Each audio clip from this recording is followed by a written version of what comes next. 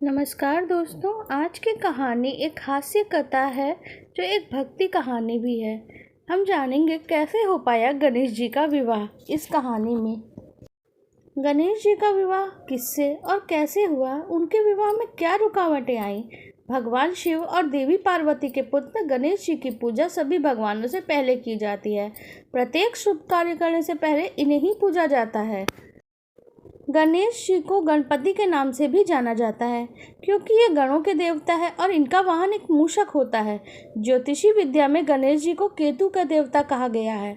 गणेश जी के शरीर की रचना माता पार्वती द्वारा की गई थी। उस समय तो उनका मुख सामान्य था, परंतु वैसा जैसा किसी मनुष्य का होता है बिल्कुल वैसा ही था। एक समय की बात है, माता पार्वती ने गणेश जी को आदेश दिया हुई घर की पहरेदारी उन्हें करनी होगी क्योंकि माता पार्वती स्नान घर जा रही थी। गणेश जी को आदेश मिला कि जब तक पार्वती माता स्नान कर रही हैं घर के अंदर कोई ना आए। तभी दरवाजे पे भगवान शंकर आए और गणेश जी ने उन्हें अपने घर में प्रवेश करने से मना कर दिया, जिसके कारण शिव जी ने गणेश जी का धड़ सर से अलग कर दिया। गणेश जी को ऐसे देख माता पार्वती बहुत दुखी हो गई। तब शिवजी ने पार्वती के दुख को दूर करने के लिए गणेश जी को जीवित कर उनके धड़ पे हाथी का सिर लगा दिया और उन्हें प्रथम पूज्य का वरदान दिया। गणेश जी के विवाह किस कारण से नहीं हो पा रहा था? गणेश जी के दो दंत भी थे जो उनके हाथी वाले सिर की सुंदरता को बढ़ाते थे, परंतु परशुराम के साथ युद्ध करने के कारण गणेश जी का एक दांत टूट गया था। तब से वे एक दंत कहलाए जाने जाते हैं। दो कारणों की वजह से गणेश जी का विवाह नहीं हो पा रहा था। एक तो कोई भी सुशील कन्या विवाह के लिए तैयार नहीं होती। पहला कारण उनका सिर हाथी वाला था और दूसरा कारण उनका एक दंत। इसी कारणवश गणेश जी अक्सर नाराज रहते थे। गणेश जी का विवाह किससे और कैसे हुआ? तब गणेश जी किसी अन्य देवता के विवाह में जाते तो उनके मन को बहुत ठेस पहुंचती थी।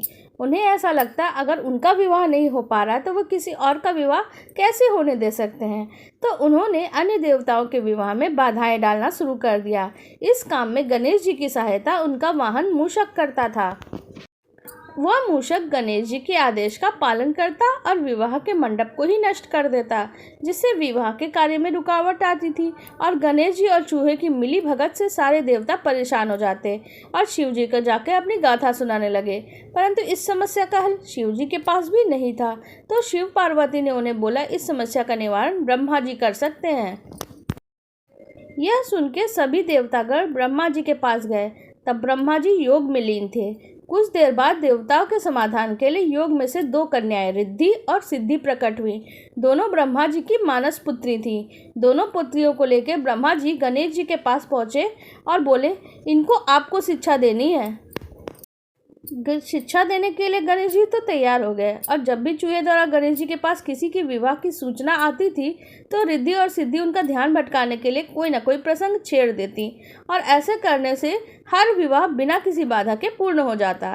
परंतु एक दिन गणेश जी को सारी बात समझ में आ गई। तब चूहे ने उन देवताओं के विवाह बिना किसी रुकावट के संपूर्ण होने के बारे में बता दिया। इससे पहले गणेश जी क्रोधित होते ब्रह्मा जी ने उनके सामने रिद्धि सिद्धि को लेकर प्रकट हुए और बोलने लगे मुझे इनके लिए कोई योग्य वर नहीं मिल रहा, कृपया आप इनसे विवाह कर लें। इस प्रकार गणेश जी का विवाह तो बड़ी धूमधाम से रिद्धि और सिद्धि के साथ हो गया और इसके बाद उन्हें दो पुत्रों की प्राप्ति हुई, जिसमें से एक का नाम था शुभ और एक का नाम था लाभ। श्री हरि शरणम। आपको हमारी ये कथा कैसी लगी कमेंट सेक्शन में ज़रूर बताइएगा और वीडियो को लाइक कर दीजिएगा और हमारे चैनल को सब्सक्राइब कर लीजिएगा।